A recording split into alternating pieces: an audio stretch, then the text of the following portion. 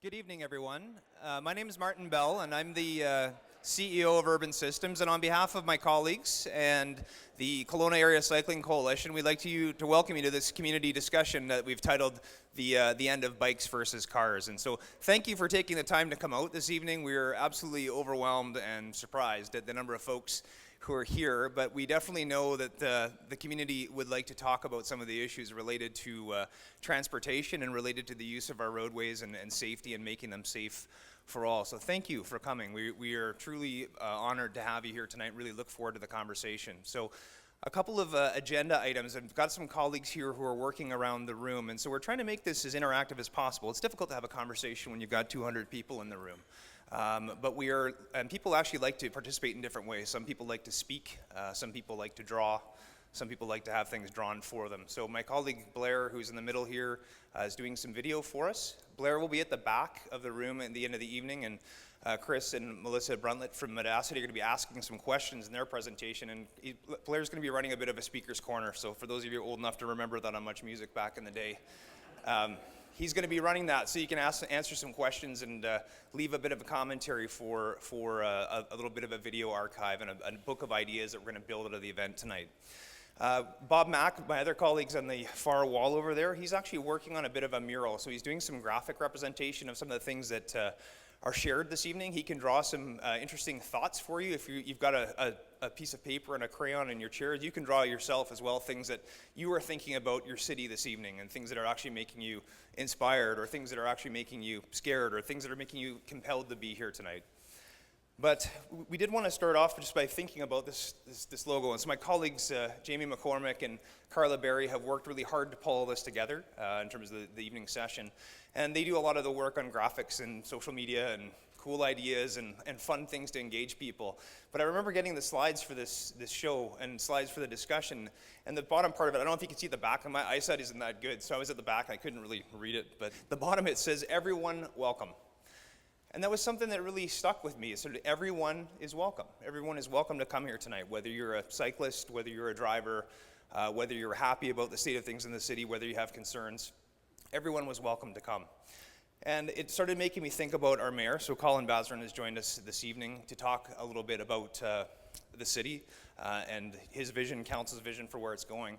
But one of the great things that we had found at our workplace is just listening to the discussion about inclusion, about people being able to participate in the city in a really thoughtful and energized way, but being inclusive, allowing for everybody to participate, whether that's age, stage, gender, whatever it might be. People are welcome to participate. And that was something that Colin was really good, and we've talked about this over the last year, about having a community discussion on something. And we were trying to think a little bit about what we might talk about. And but certainly he set a tone, I think, in the community about inclusion, and we were thinking through different ideas as to what we might talk about. And transportation and safety was something that certainly was out there in our minds, but it was something too that we were trying to frame up into having a conversation that was meaningful. I guess it wasn't rote, it wasn't sort of the normal course discussion. And so as we went through this, we wanted to have a conversation that really mattered and invite people to come and join in on that discussion and really think those things through. And in the process of thinking that through, we suffered a tragedy in our office, and we lost one of our colleagues, and I'll talk to you a little bit about that in a cycling accident. And that actually really kind of helped coalesce the evening tonight. So as a company, and not as an infomercial in any respect, but we work a lot in cycling, transit, we work in things like pedestrian ways, and we've been working in a number of cities throughout Canada, so from Ontario West, the Calgarys, Edmontons, Vancouvers, Winnipegs, others. And one of the things that we noticed as you work through these processes and these projects, as soon as things get to adoption, or as soon as they get to the media, it was about what is being lost. Cars are actually losing something to bikes. Bikes are fighting for their rights on different fronts. And the discussion started getting tiring, because we sit down, we go through these adoption processes, they're controversial. The politicians get tired, they get frustrated, they get agitated. They're trying to do something better. And in talking it through with our colleagues in the office, one of the things that we realized was, are we asking the right questions? As communities, are we actually asking the right questions? Are we having the right discussions about things? And a lot of answers get presented, how the road network would be better if you just built this infrastructure. But one of the things we realized in the discussion is, we're not sure we're asking the right questions. One of the questions that someone in the office asked is, the city's road network is worth about $600 million. terms of the asset value of it. But do you think about it, not everybody who lives in Kelowna can use the road network for perceptions of safety. Maybe they don't own a car. Maybe they're elderly and have mobility challenges. Or maybe they just have mobility challenges. And if you really think about that, having a city that has got that much money invested in it, in something that is not dedicated for one user, it's almost unbelievable. Like, what other thing could we build in our community? Let's say we built something for $50 million and said, you know what, a third of the community wouldn't be able to use it. Can you imagine how that would go over? And so I think it's something we've got to start as a community asking some different questions and getting past some of the rote questions that we seem to get locked in on, the confrontational questions. So we started talking about that and we went, you know, this is still not really enough for an evening. We're not really sure how do we focus this conversation. You know, what's going to matter? How can we bring in some other speakers to provide some perspective? And in the middle of all that, this is our colleague Patricia Keenan. So some of you might have read about her in the newspaper. And there was another cycling death in September, Mr. Nagy, who had passed away as well. And it really put a firm focus on this for us. And we're very grateful to the Cycling Coalition, who did an amazing job with a ride in tribute to Patricia. They did an amazing job with a ghost bike. It was really quite phenomenal tribute. But for us, we had to grieve. It was a very difficult time. It took several months to process it. I think a lot of us are still struggling through this. If you know Patricia, you can see that smile, right? It's probably the only thing that gets me through this conversation, is her smile is huge. And she's somebody that was very giving, very caring, somebody that cared a lot about people. She was a mom. She had a 10-year-old son. She's a volunteer. She's a great friend to all of us, and she's an excellent colleague. She's one of our best colleagues, the real glue in our office. And on the 14th of July, I can remember being at home and getting a phone call late in the evening saying she'd been doored. And your first thought is, she'll be okay, right? And she was wearing her helmet, and she was doing everything right. She was going to a yoga class down at City Park. And talking to the people at the hospital, they said, you know, she's not going to be all right. And you started to wonder, you know, what does that mean? And 2 days later, we lost her. And that's hard enough. That was devastating. It's still it's hard to talk about it. But what was even harder was starting to read a lot of the commentary, whether it was in the media or people online, blaming her for this accident. It was written up as though she rode into the door. Who rides their bike into a door? And no blame assigned for that. There's an accident in that parameter. But it was amazing the amount of comments online that talked about she must not have been wearing a helmet.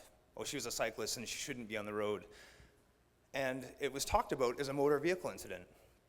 If we can leave you with one thing here tonight, is that she's not a statistic. And we're not prepared to have you leave here thinking about her that way. She's Patricia, and I hope you remember her when you leave tonight.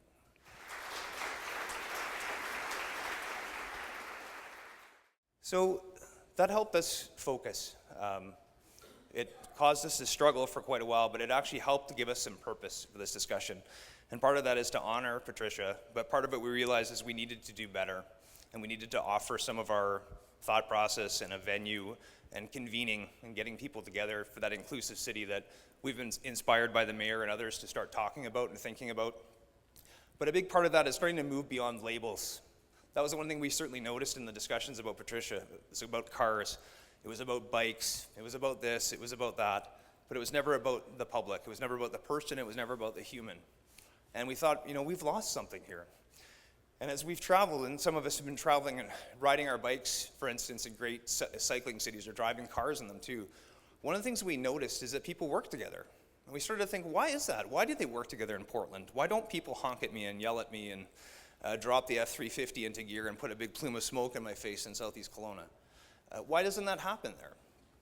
But clearly they've decided to do something there to make their cities great and to make them better. But they've decided to change their behavior. And one of the things we thought about is that had to have happened at some point in time. You know, the example I'd use here is recycling. There wasn't recycling here for a long time, but within a period of time, there was a dramatic transformation in the community to the point that we had recycling at our door, and there was actually a social obligation and responsibility to recycle. That didn't take that long in the grand scheme of time. And I think for us, what we realized is we'd like to start this talk today about moving beyond labels, of labeling people as though they are an object, and start talking about them as people. And we'd like to do that tonight with our help from our speaking guests. So Mayor Basran is here to speak and share some perspective on his front, and I'll introduce our other speakers the Bruntletts in a moment, but we did want to say thank you to all of you for being open-minded enough to have a conversation about this with us, because it's something that we think it needs to be started. I think it's something that needs to be continued, but it's something that I think everybody in the community can agree that we need to care about it. Again, they're public right-of-ways. There's nothing in that statement that says roads are for cars, or they're for skateboarders, or they're for bikes. The operative word is public and your right-of-way. And that's what we'd like to get to this evening, and start to talk a little bit about how do we actually enshrine that and make sure that as many people in our community can have access and that can have success and safety in doing that. So on that note, I'd like to introduce Mayor Basran. So before I get started, I just want to offer my condolences to Patricia's family, friends, and colleagues. And I know that it's not easy for them to talk about this. So Martin, thank you. And it was basically immediately after the accident that I received an email from Martin to myself and the city manager to say, from Martin to say, I know now what we need to talk about. I know the community discussion we need to have. And so I'd like to thank Martin and all of the people at Urban Systems for leading this conversation, because I'll be perfectly honest, we as a municipality can't do everything. And without great corporate and individual leaders in our community, like Martin and Urban Systems, the fact that they have helped drive this conversation, the fact that they have put their money where their mouth is and have gotten behind things like the OGO car share, we are very lucky to have people like you and companies like Urban Systems in our community. So I want to thank you very much for that.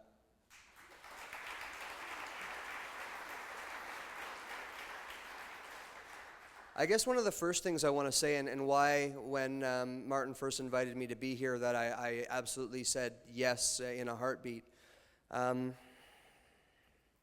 is because I want you all to know that growing the bike culture in our community is an absolute top priority for this council. And so just before I continue on, I want to recognize one of my council colleagues who is incognito in his hat back there, but Councillor Stack, I want to thank you for joining me. And I also want to thank, we have, just to let you know, we as a city are taking bike culture and this conversation very seriously.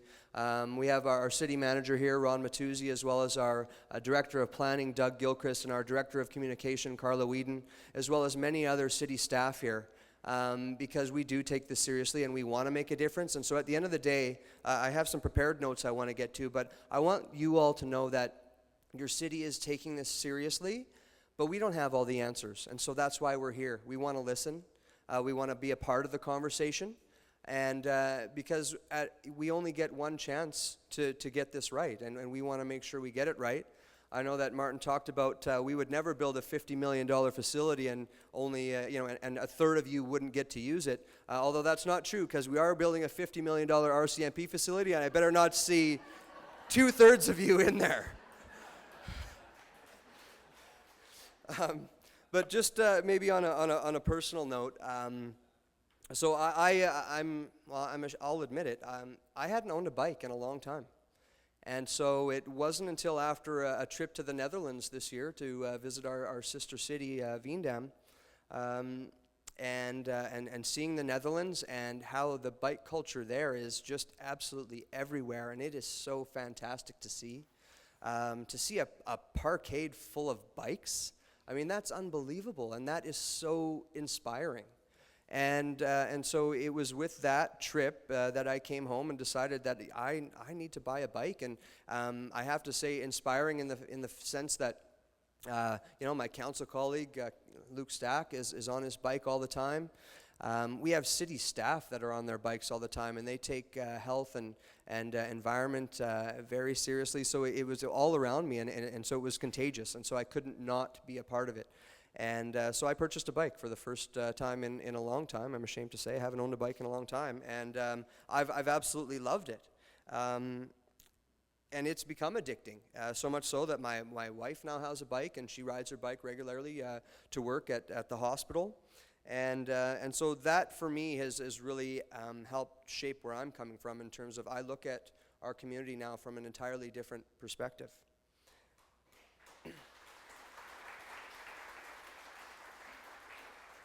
So what has been encouraging for me as a new cyclist is that in recent years the city of Kelowna has made it a priority to promote pedaling as a viable choice for travel. And so I do have to take a moment to recognize the great decision-making and initiative by previous mayors and councils led by Sharon Shepherd and Walter Gray. Because this isn't just something that the last council or my council just thought, hey, this is a good idea, let's champion that. There have been great investments made by previous councils, and I'm proud to say that this council wants to continue to build on those great decisions and continue to make the investments in cycling infrastructure.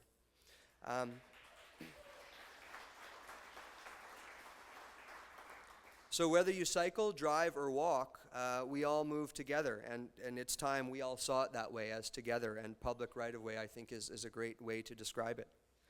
This year, the city is working on a cycling and pedestrian master plan, which will include recommendations for investments in future infrastructure and will outline the direction of education programs over the next 20 years. And I think that this conversation is a great start in terms of the education component, because I think I will freely admit that I think that the education piece has really been missing up until now. And so I'm excited to see that this education piece will be a part of the future moving forward. We are growing our cycling network with the addition of new infrastructure, such as on-street bike lanes, multi-use pathways, and separated on-street cycle tracks. You may have also noticed that portions of Ethel Street are closed right now as the active transportation corridor is under construction. This is an exciting project that will include a cycle track on both sides of Ethel, as well as new sidewalks. I love these active transportation corridors, by the way, as a cyclist being separated from vehicle traffic. We are also adding to our Rails with Trails infrastructure and are excited about developing a world-class facility with the acquisition of the old CN rail line connecting Kelowna to Coldstream. And this, I think, will be an absolute legacy project that we will be so proud of for decades to come.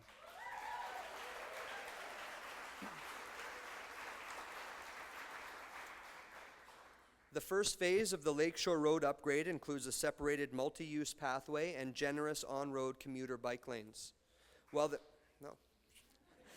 second phase along Lakeshore will also see bike paths and a multi-use pathway. All of these improvements are about travel choices. Whether you bike or drive, we all need to share the space safely.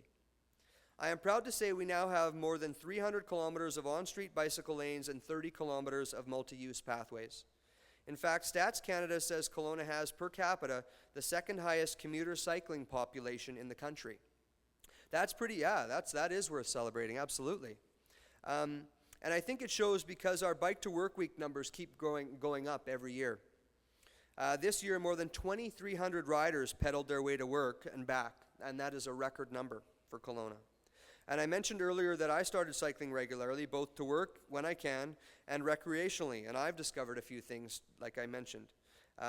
Firstly, it feels amazing on many different levels to get out of the car and onto your bike. I love the sense of freedom I feel on my bike. As you can imagine, I also, with this fairly new, stressful job that I have, I can tell you that it's nice to get on a bike and clear my head, and that's certainly a positive. It's hard to do, but it does happen on occasion. And of course, I love the fact that I'm getting exercise because, again, with a job and family, making time for yourself is often difficult. So if I can get that on my bike, I'm happy. It's also, like I said, provided me with a different perspective when it comes to how I view the city and from a planning and investment perspective. So I've actually changed some of my driving habits and become far more respectful and cautious when I see cyclists on the road. I love the fact that cycling is being embraced by our residents, and bike culture continues to grow in our community. I witnessed more people riding bikes, particularly downtown, than I can ever remember. We've seen the emergence of more bike rental businesses in our community, and for the first time that I've been on council, well, it's only been 4 years, I know, but I have, and I've talked to our director of planning about this, we have businesses now knocking on our door demanding bike racks in front of their businesses because their employees would prefer to ride their bikes to work than drive their cars. And that to me is flat out awesome.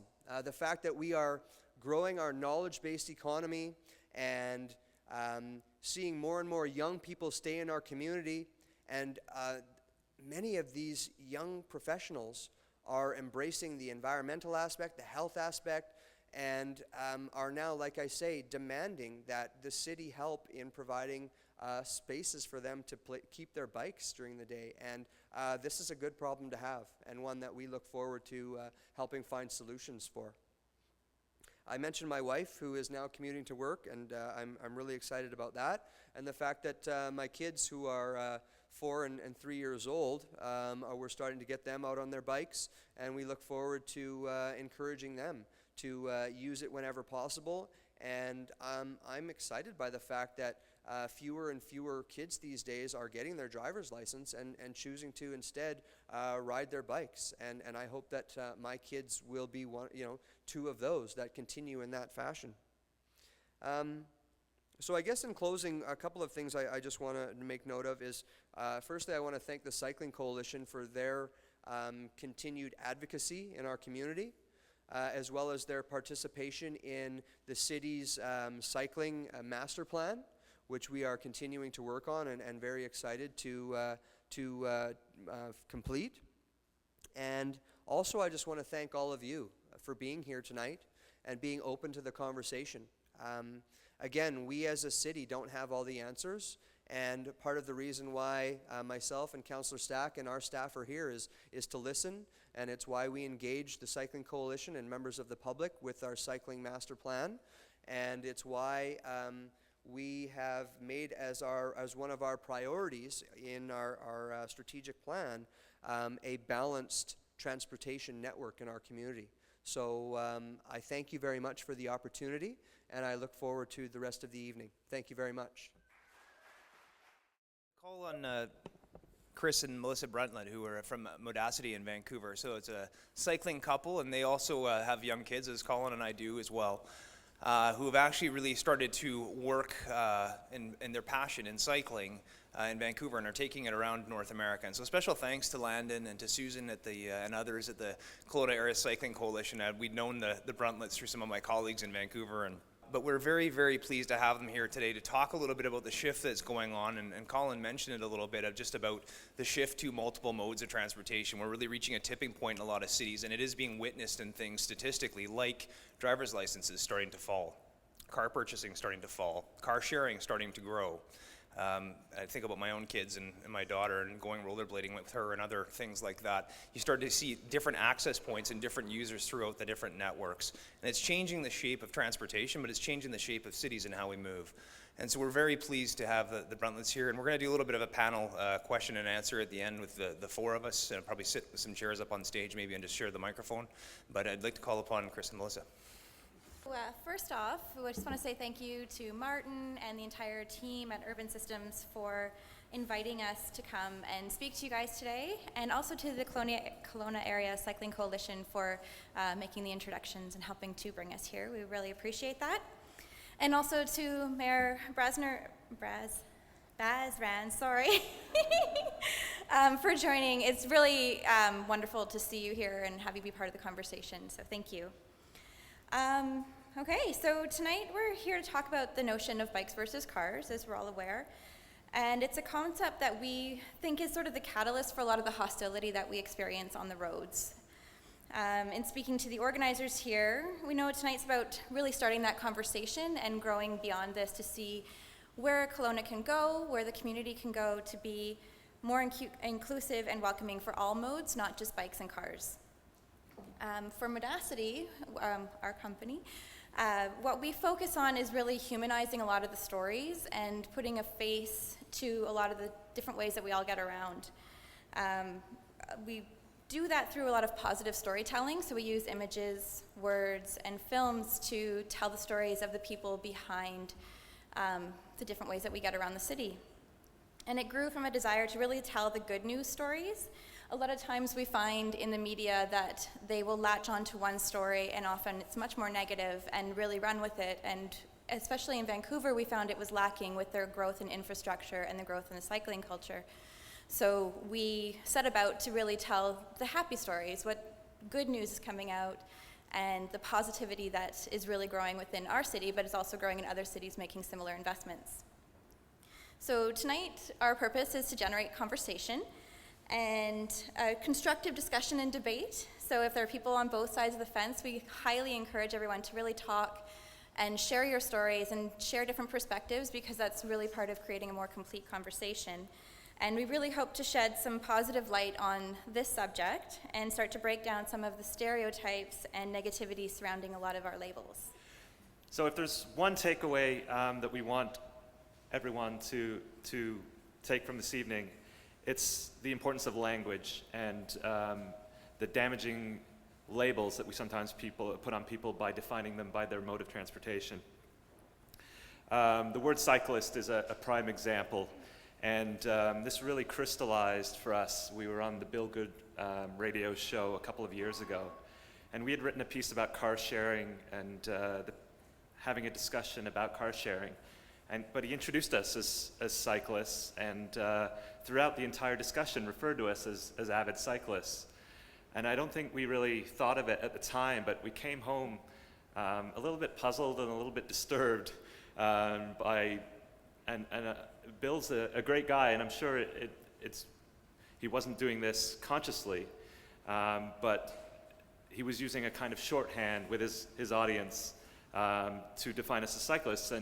And as you can see from the images on the screen, these are the kind of images that the media was using at the time, and that his audience probably thought of when he used the word cyclist. The word itself we use to isolate an entire portion of society, to alienate them, to denigrate them, to refer to them as others. They're scofflaws, running stop signs, terrorizing seniors on the sidewalk, participating in critical mass rides. They are taking a free ride on the taxpayer's dime.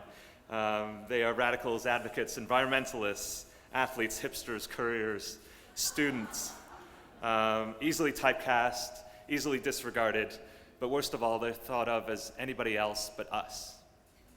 So why is this a problem? For us, it's because bicycle is just one way that we get around our city and one way we get around any city that we're visiting. If you're going to refer to us as cyclists, you may as well also refer to us as walkists, busists, trainists, carists, scooterists, skateboardists. I mean, we have several pairs of shoes, we have a couple of scooters, we have transit passes, and we also have memberships to 3 different car sharing schemes in Vancouver. So it really isn't just one mode of transportation. On any given day, depending on the distance we're traveling, the weather outside, where we're going, or the purpose of our trip, we may take one mode of transportation, we may take 4 or 5 different modes of transportation. And when you consider yourself the first or last mile of a trip that you might take, whether it's arriving by car, bicycle, or transit, everyone has to walk at some portion. So everyone is a quote-unquote pedestrian. Our 6-year-old son understands this perfectly, and he's always asking why we refer to people as pedestrians, as cyclists, as motorists, and he asks the question, well, aren't we just all people? And so if he gets it, I think really we need to help everybody else understand that concept as well. As has been mentioned a couple times, this multimodal mindset is not unique to families like ours, and it's a growing trend around the world. And it is most apparent in that younger demographic, that 16 to 29-year-olds or millennials. And they are the age group where we're witnessing a huge decline in people getting driver's license.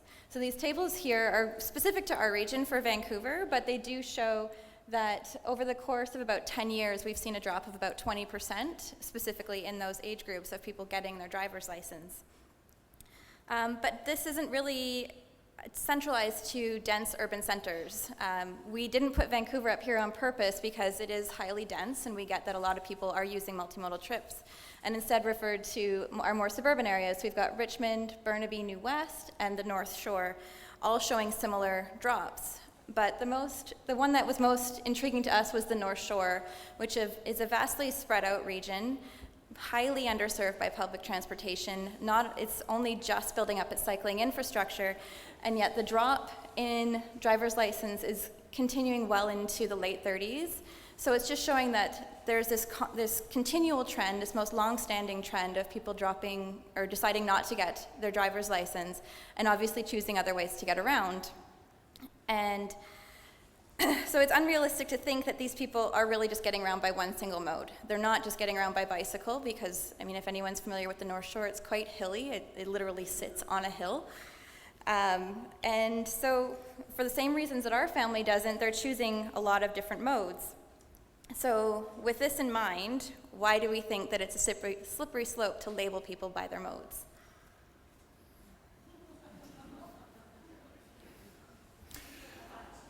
So as we continue this transition to a more multimodal society, there's obviously an increasing number of different modes of transportation, all competing and all using the same road space. And that's where we're finding the tension and the hostility is arising. As we've mentioned, there's a lot of baggage that comes with the word cyclist. Fred Armisen personified that brilliantly in Portlandia. If you haven't seen the Bicycle Rights sketch, I highly recommend you search for it on YouTube. But that's what the average person thinks a cyclist goes about their business every day. Similarly, if you ask somebody who rides a bike about, a typical motorist, they may visualize somebody in the bottom right corner there getting angry at everyone and everything that happens to be in their way. Unfortunately, the media appears more than happy to stoke this fire, and it uses imagery and stories in newspapers and blogs and on news television. We definitely saw that in Vancouver as Mayor Gregor rolled out more bike infrastructure, more people were cycling. Publications like The Province were more than happy to generate clicks by presenting controversy. A lot of it was manufactured controversy. So this is really a false narrative that needs to change in order to make our streets safer and a more pleasant place to travel. And really what has motivated us to change that narrative through the words and images and films that we produce and distribute. All right, so we're going to get to the fun part of the evening. We're going to show you some films. And our film production really started, Melissa and I, like she suggested, just wanted to tell positive stories out of the shift in bike culture that was taking place in Vancouver. So we got together with a few friends and we borrowed a camera and we started making movies. And it was hopefully to serve, we saw it serving two purposes. The first was to inspire people to try cycling, to see how simple, how enjoyable it is, and say, I can do that. But it was also to counter this negative messaging, to put a more human side on getting around by bicycle and hopefully counter some of those messages that were being portrayed in the media.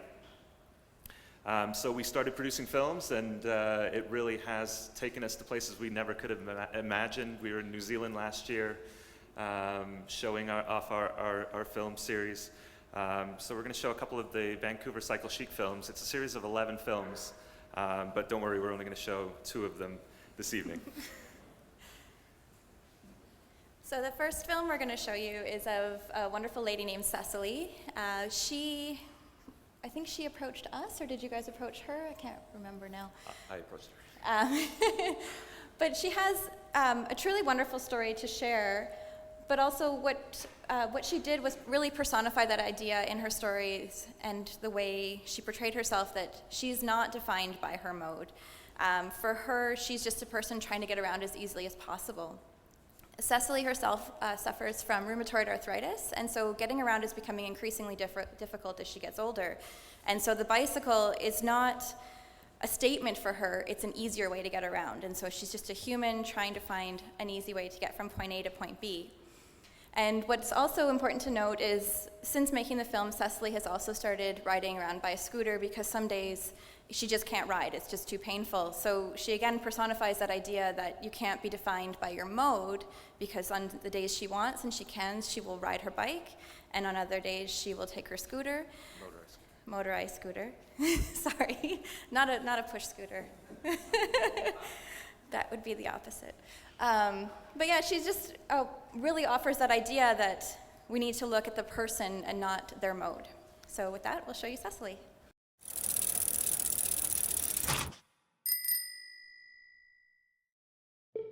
I like to say that I have the best front yard in Vancouver. It has a heart and a soul that feels very organic. It just feels like the neighborhood is growing with me. I can't imagine living anywhere else. I have the best commute that I can think of. I go around the seawall. I get to see birds. I get to see runners and joggers and people with their dogs. I get to see natural beauty and the interesting shape of the man-made beauty that's taking on Vancouver. We've come so far just in the last few years that I've been riding. Again, it's just potential. And when you're in a place of potential, you can go anywhere. And so it's a really, really exciting place to be. It puts the city on a human level for me. And it just makes me feel like I'm a part of the city instead of feeling apart from the city. I don't really ride with destinations in mind. I'm just going out with an idea of what I want to see, what sort of people I want to see, what kind of scenery I want to see, and then I just sort of point my bike in a direction and sort of let fate direct me to wherever it is I'm going to go. I have rheumatoid arthritis, and as a result, I suffer from near chronic pain, not debilitating, sometimes it is, but as long as I can still wear high heels, I'm okay. And as long as I can keep riding my bike, I'm good.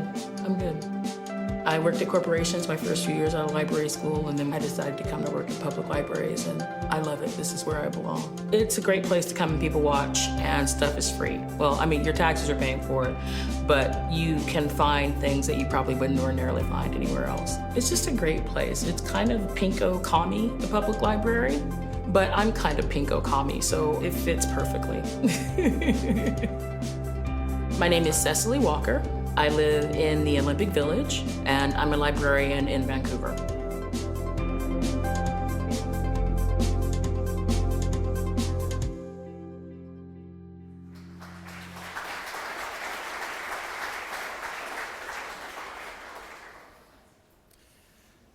So the second film we're going to show you actually continues that theme of increased mobility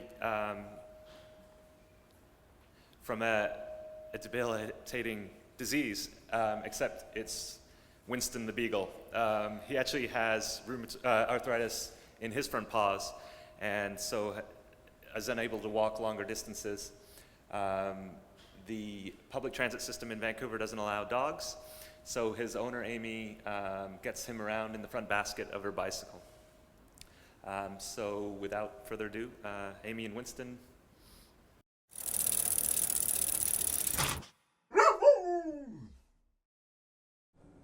Winston likes to sleep in, and so I have to wake him up in the morning to get him his breakfast. Winston, are you hungry? Come on.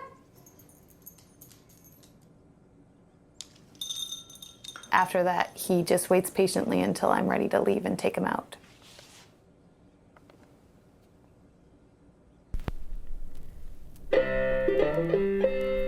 It's so nice to have another being there that appreciates you and values you. There's just this bond that you don't have with anyone else. Winston has arthritis in his elbow, and as a result he walks with a limp, and so he needs to have some easier forms of transport. People love having pets. They give them health benefits, companionship, a reason to go outside, a reason to feel alive, and I'm lucky that I get to work to make sure that happens in a context that's great for animals too. Working at the SPCA has its perks. We all get to bring our pets into work. Winston really enjoys being in the office, and he actually makes my workplace a happier place for my colleagues. I feel very lucky because I get to live my dream life. My name is Amy. My dog's name is Winston, and I work to make change for animals.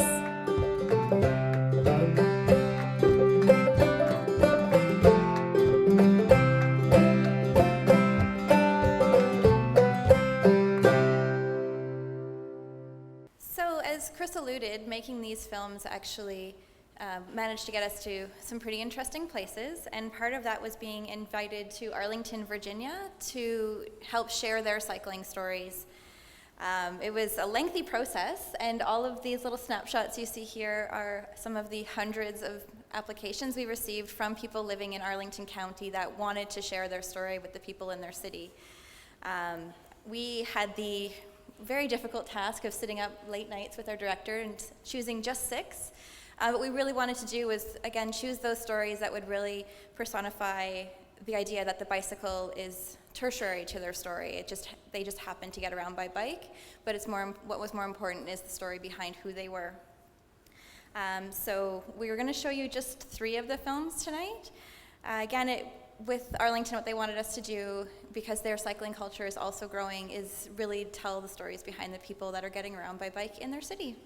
So Arlington County itself is a suburb of DC, and so a lot of the people that live in Arlington actually commute to and from DC or to various government agencies throughout the county.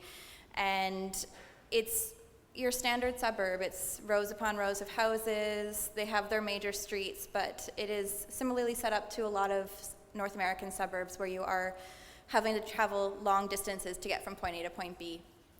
So they've got a very significant pathway that people get around by and is heavily used by commuters, and they also have some on-street bike lanes that they're using.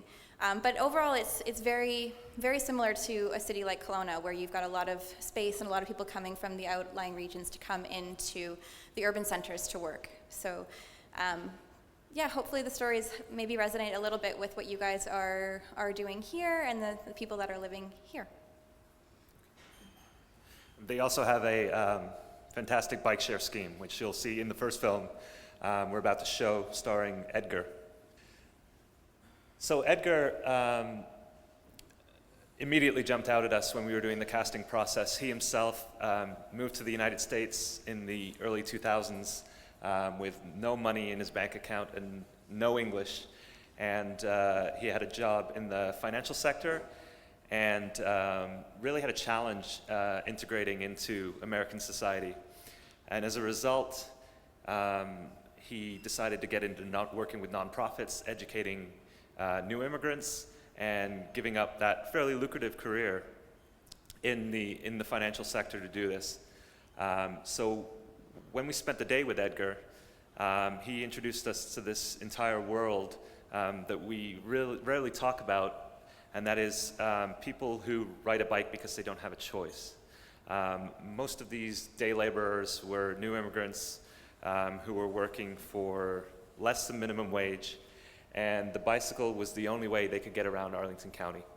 But Edgar taught them a bike education class in Spanish, taught them the rules of the road. They came from places in the world where, salmoning, riding against traffic was still normal.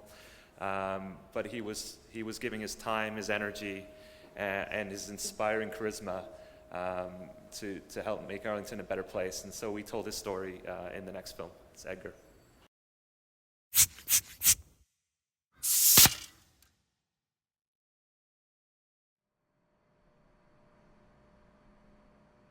What used to be success for me in Colombia when I was in my 20s working at a bank was a big bank account, the latest model of car. And here, when you work in the nonprofit sector, that's probably not the best paid job that you can get, but it's one that gives you a lot of satisfaction.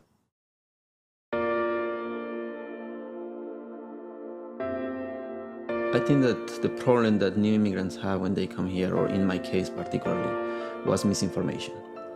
The idea that we have of the United States was what the movies used to show us. Once I came here and I saw the problems and the barriers that immigrants have because they didn't speak the language, they didn't understand the system, that's where I was like, where do people go when they need help? That's where I discovered nonprofit organizations. That's where I discovered community-based agencies. And that's how my whole mentality of being in the financial sector, capitalism, making money, keep escalating, changed. At that moment, something clicked, and I decided to try to help the new immigrants like myself.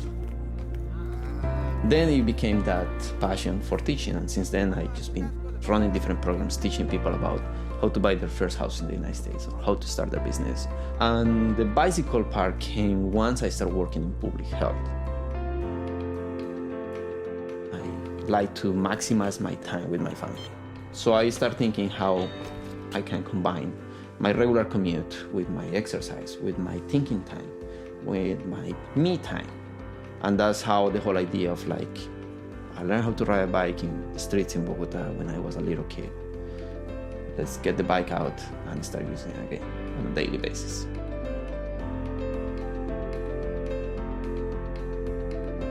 When I became a parent, I promised myself that I will try to teach my daughter as many skills, even the most basic ones, to help her to become a very successful person. One of those goals was to teach her how to ride a bike very early and show her that it's a normal activity, that it's something that makes you really happy because you can accomplish it yourself. It's you and a very well-designed machine that can take you far, far, far away. I teach adults how to ride a bike, and it's wonderful to see their faces when they're 40s or 50s, and for the first time in their life, they realize they can balance and they can pedal and they don't fall. But a 3-year-old child who can do that and give you exactly the same smile, you don't have to wait 40 years to get to that point. Success in the United States or wherever you go is that you can actually live the kind of life with the freedom to choose whatever way of life you want to have. Mine is, I like to share it with the community, I like to educate people, I love to travel, I love to ride my bike, and I feel safe doing any of those things. Being able to have that peace of mind that I can choose whatever I want to be and do it in whatever way I want makes me happy, and I think that that should count as part of my success.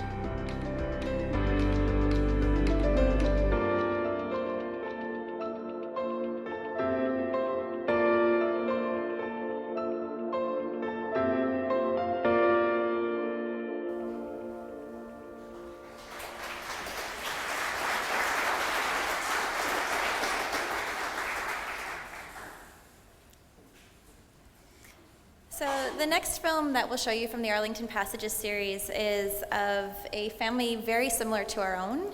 Grant and Jillian moved to Arlington, Virginia before they had children, but biking was already a part of their lifestyle. So when they had children, it just made sense to keep going.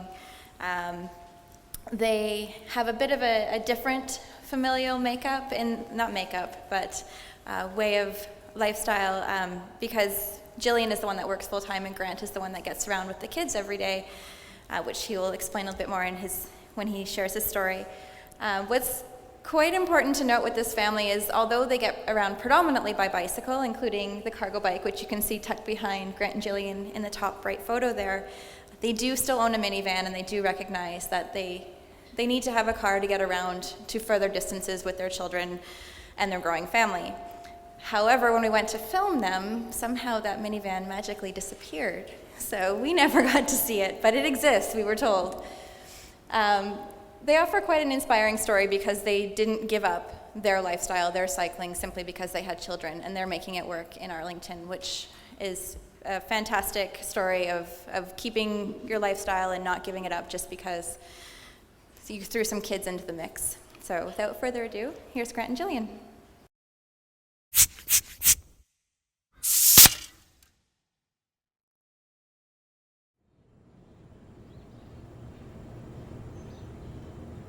I hope they learn the importance of people, the importance of family, the importance of community and their neighborhood.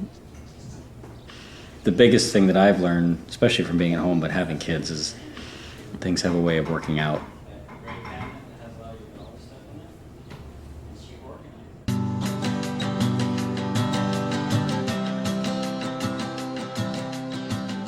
Well, as parents of kids under the age of 5, my routine and schedule is driven by their routine and schedule. I'm at home full time, and so every day is very similar, but most of them are fun. The average daily life in our house is I generally get up with the kids in the morning and get breakfast ready and help pack their lunch, pack my lunch, and I head off to work. We talked a bit about childcare and how hard it was to find childcare, and then it just sort of dawned on both of us that we could make it work. I was working as an attorney at a big law firm, and I didn't look forward to how much time I was going to be spending away from the family. And the more I thought about it, the more I did not want to go back, especially when we looked at how valuable I am at home. And so I left the job, and 5 years later, I'm still enjoying being home. We spent a lot of time together and not necessarily in a really rushed way, which is great. Moving. Bye, Mama. When I was living in New York in Manhattan for law school, I got a bike, mostly because I was not active anymore and I missed that. Then we talked about where we wanted to move after we got married, and honestly, Arlington rose to the top of the list because we wanted to bike everywhere. That was sort of the beginning of a fun journey into the world of family biking in America. I don't think we ever really debated whether we would keep biking once we had kids. That was just what we did, and so we knew that we would just adapt. One highlight for me riding that bike is not the attention that it gets, but the smiles. If you think about how many times you commute around, especially in a car, nobody smiles at you. So I biked through all 3 of my pregnancies to some extent, and with Milo I biked up until the day I went into labor.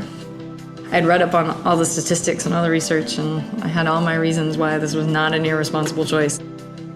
A lot of people say, oh, I would do that if, which is interesting because once you get everything in line and once you try it once, you kind of realize that it's an easy thing to do. Jillian and I complement each other very well. She's the most fiercely loyal person that you'll ever meet. She fights for me and her kids and this family and her community, and that's something that I very much admire. He's the best rock ever. I'm better at big picture thinking, and he's great at all the little details that make it actually work and make it a reality and make it fun. Because really, in the end, that's what it's about. If you're not having fun, it's kind of not worth doing.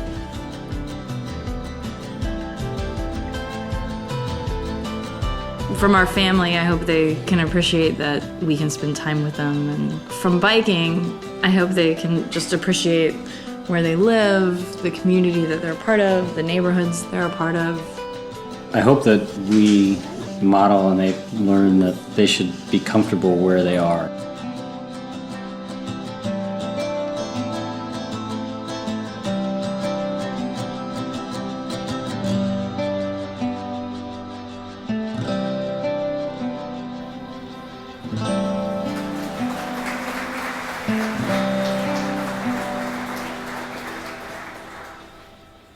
The final film we're going to show you tonight is one that's really near and dear to our hearts. Chris and Rachel, the moment we read their application, we knew we wanted to tell their story. Rachel was diagnosed with leukemia at the age of 6, and when they got the news, the doctors essentially told Chris, her father, to find an activity that would provide them with a physical and emotional outlet during the chemotherapy, and one that didn't involve being around a lot of other children because she had an immune system that was compromised. So they chose to take up cycling, and she had never ridden a bike. She learned to ride a bike. Chris hadn't ridden a bike for 20 years and subsequently took it up. And this became their activity that they would do together to make it through the chemotherapy. It's also worth noting that Chris himself, when you see him, you probably think, oh, look at that hipster on a fixie. Tight jeans, undercut, on a fixed gear bike. But he made a point of consciously choosing this particular bike with a higher gear ratio because he knew it would punish him physically.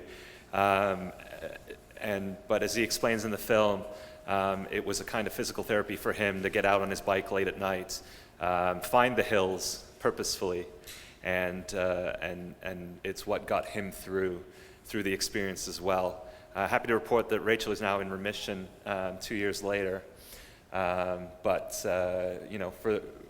For for the two of them, if you saw them on the street, you obviously wouldn't know their story. So it just reinforces that idea to not judge a book by its cover, and they'll obviously get into their story a little bit more in the film.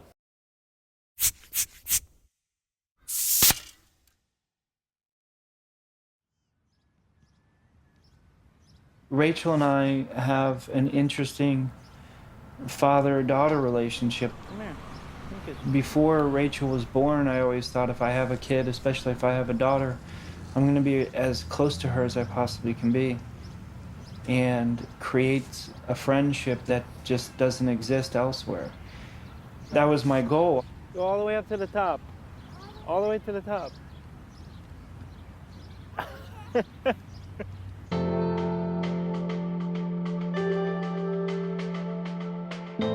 Rachel and I have a lot of time to be able to do all sorts of things, and cycling is her favorite thing because it's something that we started to do together. We both got our bikes together and we both started riding together.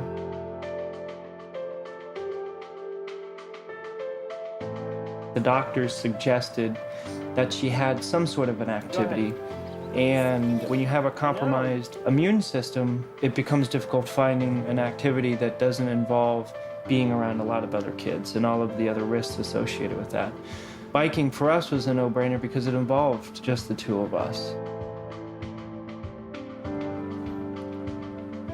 I started looking up different bike culture things that existed in DC and in Arlington specifically. It gave us a lot of time together, and it took sort of our mind off of the process of chemotherapy.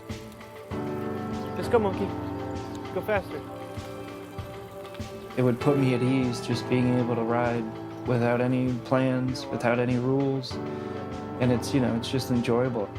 It just helps you get to a level of normalcy. Spin it again.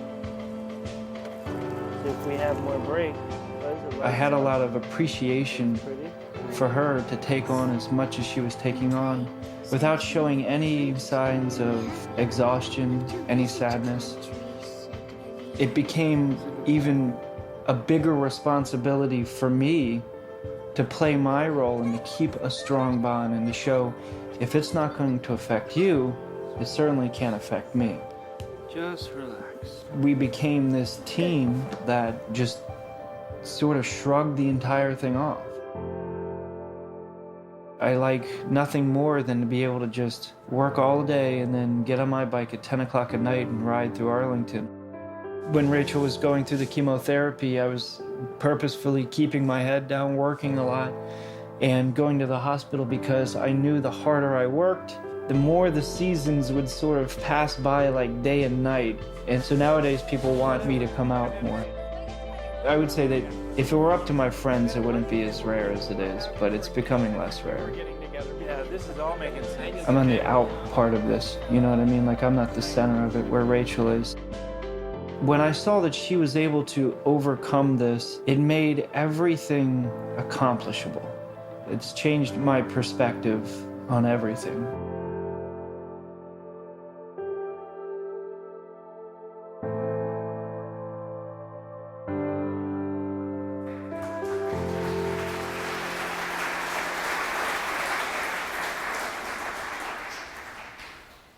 So we've kind of reached the end of our presentation, but one thing that we want to make sure you take away from this is that none of these people would define themselves by the mode that they get around, and their choices are based more on practicality instead of ideology.